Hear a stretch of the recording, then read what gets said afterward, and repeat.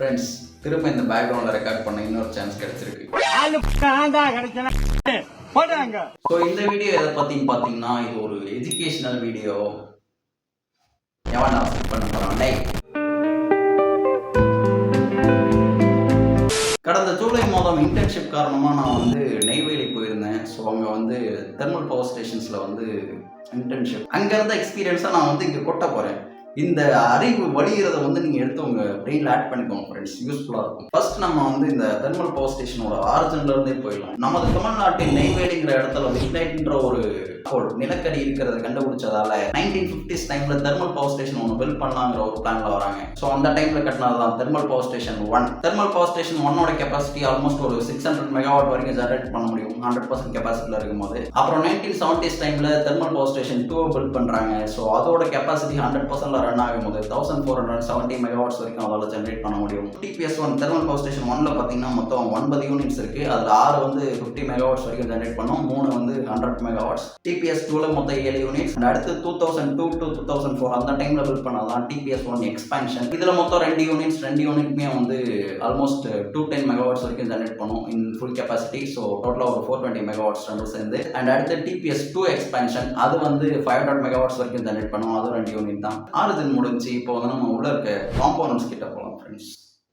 அதான் மொத்த எக்ஸாம் எழுதுற மாதிரி சொல்லிட்டு இதெல்லாம் சொன்னால் கொஞ்சம் ஒர்க்கிங் ப்ராசஸ் புரியுங்கிறதால நான் சொல்கிறேன் ஃப்ரெண்ட்ஸ். நாங்கள் இன்டர்ன்ஷிப் போனது பார்த்தீங்கன்னா TPS1 எக்ஸ்பான்ஷன். ஸோ அங்கே இருக்கிறது மட்டும்தான் எனக்கு தெரியும். அண்ட் நான் இதில் வந்து ஃபுல்லாலாம் சொல்ல மாட்டேன் ஃப்ரெண்ட்ஸ், ஏன்னா இது உள்ள நிறைய சென்சிட்டிவான ரீஜன்ஸ் இருக்குது, எங்களுக்கே இதை சொல்ல மாட்டாங்க. ஃபஸ்ட்டு ஸ்டார்டிங் அந்த மைனிங் ப்ராசஸ் தான். மைனிங்கில் 2 விதமாக இருக்குது, under ground mining, open ground mining சொல்லிட்டு. அண்டர் கிரவுண்ட் மைனிங் வந்து கொஞ்சம் நம்ம ஏரியாவில் கஷ்டம்னு நினைக்கிறேன். ஏன்னா அங்கே அந்த ஏரியாவே வந்து ஒரு தண்ணூத்து கிராமம் மாதிரி, அடியில் நிறைய தண்ணி போய்கிட்டே இருக்கும். ஸோ அண்டர் கிரவுண்டில் ஃபுல்லாக வாட்டர் ஃபில் ஆகிடும்ன்றதால மோஸ்ட்டாக ஓப்பன் கிரவுண்டில் பம்ப் வச்சு தண்ணி ரிமூவ் பண்ணிவிட்டு அதுக்கப்புறம் மைனிங் பண்ணுவாங்க. இந்த மொத்த பவர் ஸ்டேஷன்லையுமே சரி, பவர் ஜென்ரேஷன்லையுமே சரி, அதிகமாக செலவாக வந்து மைனிங்க்கு தான். ஏன்னா நிறைய பேர் தேவைப்படுவாங்க. மைனிங் பண்ணுற மிஷின்ஸ் அதோட சைஸ், எங்களை மைனிங் சைட் போகவில்லை, அது வேறு விஷயம். அந்த மிஷின்ஸ் பார்த்தீங்கன்னா தெரியும், அதோட சைஸ் கம்பேரிஷன் பார்த்தீங்கன்னா உங்களுக்கு புரியும். ஸோ மைனிங்ல இருந்து லிக்னைட் கன்வேயர்ஸ் மூலியமா பாய்லருக்கு வரும். அடுத்து நம்ம பார்க்க போகிறது பாய்லர். பாக்ஸ் மாதிரியான ஒரு ஷேப்பில் கொஞ்சம் 72 மீட்டர்ஸ் ஹைட்டில் பார்த்தீங்கன்னா சுற்றி வாட்டர் வால்ஸாக இருக்கும். அதாவது பைப்ஸ்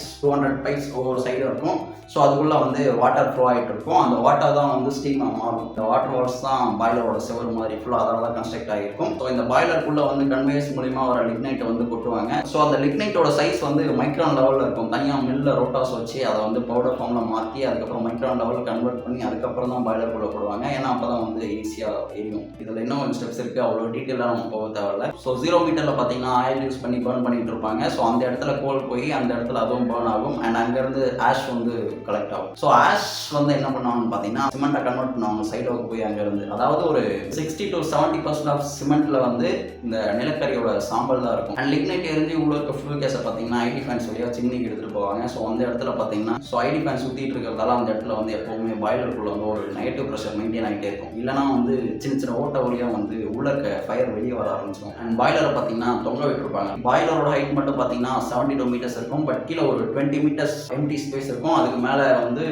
72 மீட்டர்ஸ்ல வந்து பாய்லர் தொங்க விட்டுருப்பாங்க. இது கிரவுண்ட் லெவல்னா 20 மீட்டர்ஸ் மேலே இங்கேருந்து ஒரு 72 மீட்டர்ஸ்க்கு பாய்லர் தொங்கிட்டு இருக்கும், ஹேங்கிங்கில் இருக்கும். அதுக்கான காரணம் என்னன்னு பார்த்தீங்கன்னா தெர்மல் எக்ஸ்பான்ஷன். லைக் கேள்விப்பட்டிருப்பீங்கன்னு நினைக்கிறேன். ரெயின் ட்ராக்ல வந்து அங்கங்கே சந்து விட்டுருப்பாங்க. ஏன்னா அதிகமாக ஹீட் ஆகும்போது அதை வந்து தெர்மல் எக்ஸ்பான்ஷன் காரணமாக அந்த கேப்பை ஃபில் பண்ணிடுன்னு சொல்லிட்டு. ஸோ அதே கான்செப்ட் தான் இங்கேயும் 72 மீட்டர்ஸ்லேருந்து ஒரு எக்ஸ்ட்ரா ஒரு 30 சென்டிமீட்டர் கீழே டவுன் ஆகும். ஸோ அந்த தெர்மல் எக்ஸ்பான்ஷன் காரணமாக அது கொஞ்சம் ஹேங்கிங் பொசிஷனில் தான் வச்சுருப்பாங்க. பாய்லரோட 18 மீட்டர் சைட்ல இருந்து கோல் வந்து உள்ளே போகும் பவுடர் ஃபார்மில் மைக்ரான் லெவல்ஸில். அண்ட் அதுக்கு மேலே 32 மீட்டர்ஸ்லேருந்து பார்த்தீங்கன்னா ஃப்ளோ கேஸ் தனியாக எடுத்து கோலை வந்து ப்ரீ ஹீட் பண்ணுவாங்க. அதாவது ஒரு 200 to 300 டிகிரி செல்சியஸ்க்கு வந்து அதை ஹீட் பண்ணிட்டு அதுக்கப்புறம் வந்து உள்ள பாய்லர் எடுத்துகிட்டு போவாங்க. ஏன்னா சீக்கிரமாக எரியணுங்கிறதுக்கு. பாய்லரை ஒதுக்கிடுங்க, கண்டென்சர் கிட்ட வருவோம். ஸோ கண்டென்சர்ன்றது பார்த்தீங்கன்னா அதுதான் வந்து இந்த வாட்டர் வால்ஸ்க்கு தண்ணியை சப்ளை பண்ணுறது. அதுக்கு முன்னாடி நிறைய ப்ராசஸ் இருக்குது, தெளிவாக சொல்கிறேன் ஃப்ரெண்ட்ஸ். ஃபஸ்ட்டு வந்து டிஎம் வாட்டர். ஸோ டிஎம் வாட்டர்னா டீமினரலைஸ்ட் வாட்டர். அதாவது அதில் வந்து எந்த ஒரு டைப் ஆஃப் மினரல்ஸுமே இருக்காது, ஃபில்டர் பண்ணிடுவாங்க. அதுக்கான காரணம் என்னென்னு பார்த்தீங்கன்னா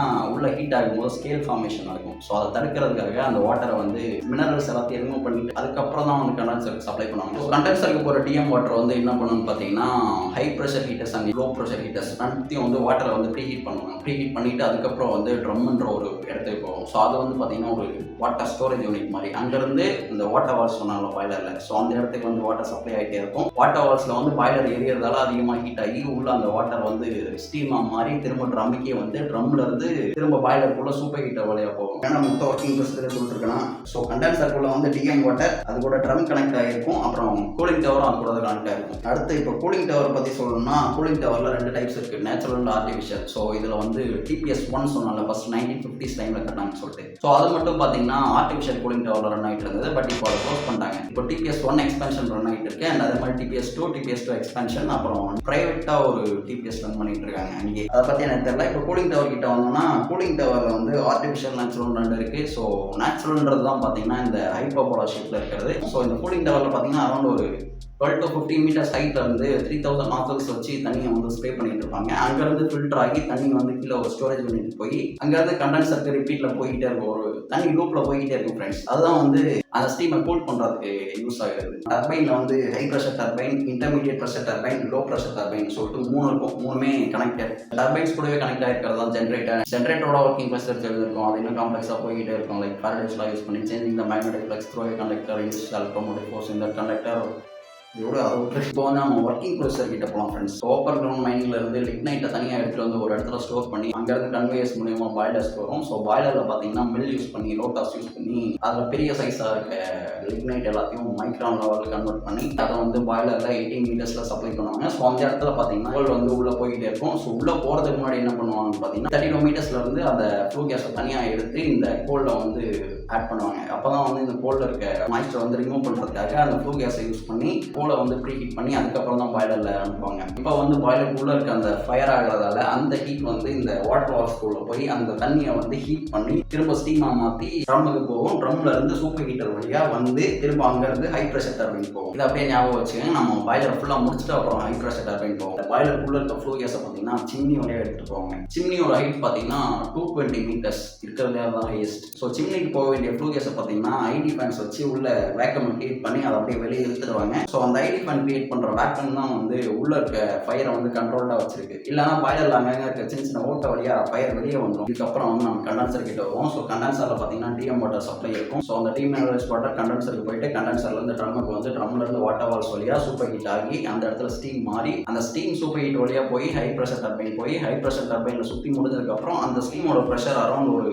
90 கிலோகிராம் per சென்டிமீட்டர் கியூப்ல இருக்கும்னு சொன்னாங்க. அது தெளிவாக தெரியல. ஹை ப்ரெஷர் டர்பைன் சுற்றினதுக்கப்புறம் பார்த்தீங்கன்னா அந்த ஸ்டீமை வந்து டேரெக்டாக ஐபி அண்ட் எல்பி கொடுக்க மாட்டாங்க. அது திரும்ப பாய்லருக்கு எடுத்துகிட்டு வந்து ரீஹீட்டரில் ஹீட் பண்ணி அதோட டெம்பரேச்சர் அதிகமாக்கி அதுக்கப்புறம் தான் வந்து அதை IP turbine and LP turbine supply பண்ணுவாங்க. ஸோ அதோட ப்ரெஷர் அரௌண்ட் ஒரு 36 kilogram per centimetre cube something சொன்னாங்க.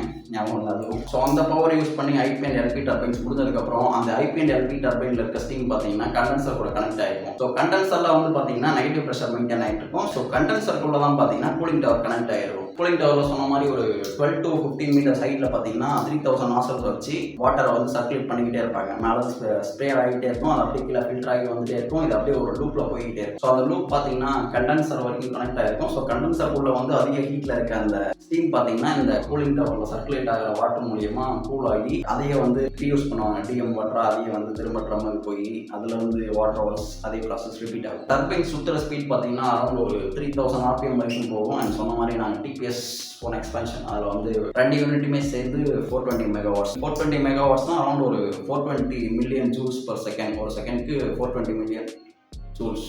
அவ்வளோ எனர்ஜி வந்து சப்ளை ஆகிட்டு இருக்கும். நம்ம எந்த அளவுக்கு எனர்ஜி கொடுக்குறோமோ அந்த மொத்த எனர்ஜியும் வந்து நம்ம எலக்ட்ரிசிட்டியாக எடுக்கிறது இல்லை. ஏன்னா வந்து இந்த கூலிங் டவர்லேயே அரௌண்ட் வந்து 750 மெகாவாட் சம்திங் வந்து அவ்வளோ எனர்ஜி வந்து வேஸ்ட் ஆகும். காரணம் என்னென்னு பார்த்தீங்கன்னா அதில் வெளியே போகிற ஸ்டீமில் வந்து அந்த அளவுக்கு ப்ரெஷர் இருக்காது. அதை வச்சு அந்த டர்பைனை சுத்தலாம் வைக்க முடியாது. அதனால் அது வேஸ்ட் ஆகி தான் போயிட்டு இருக்கும். பிளான்ட் வந்து ஒரு 75% கெப்பாசிட்டியில் ரன் ஆகிட்டு இருக்கப்போ அரௌண்ட் ஒரு 500 tons ஆஃப் லிக்னைட் வந்து ஒரு 1 hour சப்ளை பண்ணுற மாதிரி இருக்கும். ஃபுல் லோடில் இருக்கும்போது இன்னும் கொஞ்சம் அதிகமாகும். அந்த பவர் ஸ்டேஷன் உள்ளலாம் அவ்வளோ ஈஸியாக போயிட முடியாது ஃப்ரெண்ட்ஸ். ஃபுல்லாக மிலிட்ரி செக்யூரிட்டி. அண்ட் இன்னொரு விஷயம் அந்த இடத்துல நான் பார்த்தது என்னென்னு பார்த்தீங்கன்னா கன்ஸ்.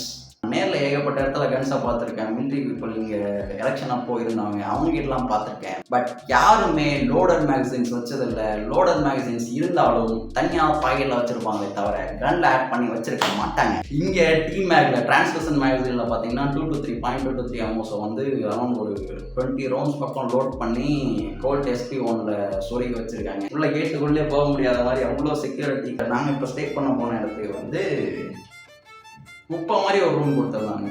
குப்பை மாதிரி அந்த சூப்பர்மேன் ரிவ்யூ பார்த்துருப்பீங்கல்ல, ஸோ பேக்ரவுண்ட் வித்தியாசமாக இருந்திருக்கும்ல, அதுக்கான காரணமாக அந்த இடம் தான். ஏன்னா அங்கேருந்து நான் வீடியோ ரெக்கார்ட் பண்ணேன். அண்ட் அந்த ஜிபி ரோஸ் வீடியோ லைட்டாக லாஸ்ட் பேக்ரவுண்ட் சொல்லியிருப்பேன். அண்ட் அந்த ஒயிட் கலர் பேக்ரவுண்டு வந்து ஏண்டா காட்டலன்னு யாரும் கேட்கல, அதனால் நான் அதை திரும்ப உங்களுக்கு காட்டுறேன். இல்லை இல்லை ஓகே இல்லை அவ்வளோதான் ஃப்ரெண்ட்ஸ். இப்போ கொஞ்சம் வைட் ஆங்கிளில் இருக்குது. நம்ம பக்கத்தில் போனோம்னா இங்கே தான் நான் இப்படி ட்ரைபாடை சொருவிட்டு இங்கே இருக்க பெட்டை அப்படி நகர்த்திட்டு ட்ரைபாடை சொருவிட்டு ஃபீடை போஸ்டரை அங்கே சொருகிட்டு பேசிகிட்டு இருப்பேன். அப்புறம் இந்த இடத்துல வந்து நம்ம இன்டர்ஸ்டெல்லார் வீடியோ ரெக்கார்ட் பண்ணேன். ஞாபகம் இருக்கா? இல்லையா? நான் உங்களை அடுத்த வாரம் இன்னொரு ஒரு ஜாலியான வீடியோவில் பார்க்கணும்னு நினச்சிங்கன்னா நீங்கள் ஒன்றும் பண்ண தேவையில்ல. வரவும் நானே தெரியாத அடுத்த வாரம் போனாரே போய் புள்ள குட்டியை படிக்க வைக்கிறேன்.